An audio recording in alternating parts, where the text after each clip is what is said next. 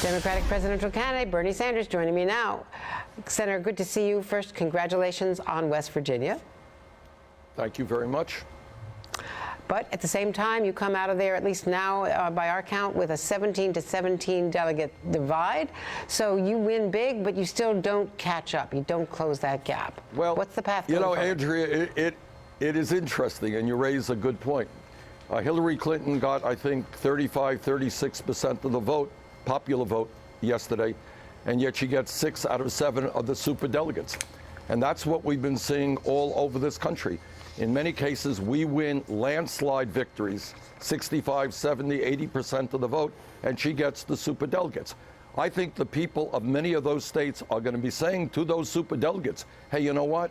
Why don't you reflect the views of the people in the state who voted for Bernie Sanders? And that's one of the areas that we're going to be focusing on in the coming weeks. Well, certainly that sounds like one of the areas you're going to be focusing on in terms of trying to get reform, commitments from her team at the convention or before, that the process is going to change. Well, no, what we're going to be focusing on in the next month is winning the Democratic nomination. Right now, Andrea, we have about 45.5% of the pledged delegates. That is the real delegates who were voted on by the people. There are 8 primaries and caucuses remaining. We think many of the states in front of us are sympathetic to a progressive message of standing up for the working class and the middle class against Wall Street and the billionaire class. We think we're going to do very, very well. And if we do extremely well, and I know it's a steep climb, but we have been fighting an uphill battle from day one. But if we do very, very well, we still have the possibility of coming in with a majority of pledged delegates. Who is in charge, and how are you working this attempt to get the superdelegates, to recruit them, to switch them over? Are you making calls yourself, for instance? Do you have an operation? Tell us what's going on. Well, we are going to have a very strong operation, and the point that we're going to make to the superdelegates is a very simple one. Over 400 superdelegates came on board Secretary Clinton's campaign before anybody else was in the race, before anybody else was running. That's pretty crazy. And that talks about the weakness of this whole superdelegate system. Number 2, the point that we're going to make loud and clear is that in virtually every national poll that's been out there in the last month or 6 weeks, and in almost every state poll, Bernie Sanders runs stronger against Donald Trump than does Hillary Clinton. And I think what every delegate to the Democratic National Convention wants, most importantly, is to defeat Donald Trump. The case we'll make is that I am the stronger candidate. And it's not only polling. Polling goes up and down. It is the fact that our campaign is the campaign bringing in working class people, bringing in young people, people who are sick and tired of establishment politics, establishment economics, establishment media. Well, people in this country are hurting. They want real change. We are the campaign of that change. Well, Senator Sanders, flying in the face of that is the exit poll data from West Virginia, which shows that 34% of the Sanders voters said that they would vote for Donald Trump in a Trump-Sanders matchup. Well, that is what some of those people are saying today. The general election, as you know, is in November. I think in a race with Donald Trump, Andrea, not only do I think we would win that race, I think we would win it overwhelmingly, because I think the people of America, the more they see Mr. Trump, understand that he's a total phony, that what he said yesterday is not what he's going to say tomorrow, that he is a pathological liar, and that he gets a lot of media attention for attacking people, but that is going to wear thin. The American people understand there's something wrong when they are working longer hours for lower wages, and almost all new income and wealth goes to the 1%. They understand there's something wrong when we are the only major country on earth not to guarantee health care to all of our people or paid family and medical leave. Bottom line is, the American people are not going to go to an establishment billionaire who changes his mind every day.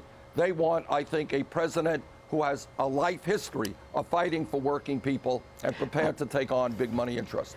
But isn't the bottom line about you versus Hillary Clinton and who would be the stronger candidate that she is now fighting a war on two fronts? She's getting beaten up by Donald Trump on a daily basis. Aside from him calling you crazy Bernie in his tweet, he has been embracing you. He is building you up. He likes the fact that you're taking her down. So she's fighting Donald Trump, she's fighting Bernie Sanders. One second. Andrea, no, I don't accept, Andrea, I don't accept that proposition.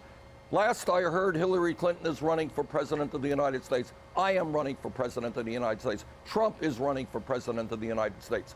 And what a candidate does is make his or her best case to the American people. I have gotten attacked and attacked and attacked. My record has been misinterpreted and lied about. The issue of this campaign is to go out to the American people and talk about why the American people are struggling. Hillary Clinton has got to make that case. Trump has got to make that case. Sanders has got to make that case. And that's what we intend to do. And I know, yeah, I'm sorry. Just saying sir, I'm just saying that Hillary Clinton's the opposition to her, the negatives against her have been built up by Donald Trump just hammering away at her. And up until now, at least, he has not been going after you as much. She's fighting two big candidates, and you're fighting one. Oh, really? Oh, really? Andrea, in every state that we have won, in 19 states, we have had to take on the entire Democratic establishment. We've had to take on senators and governors and mayors and members of Congress.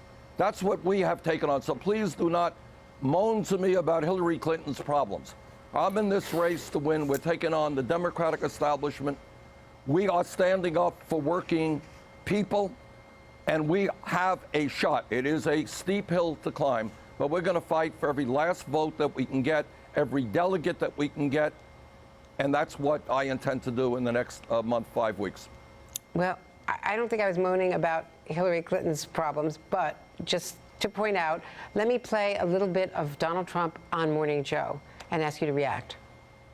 Well, Bernie Sanders has a message that's interesting. I'm going to be taking a lot of the things that Bernie said and using them. He said some things about her that are actually surprising, you know, that essentially she has no right to even be running, and that she's got bad judgment. When he said bad judgment, I said soundbite.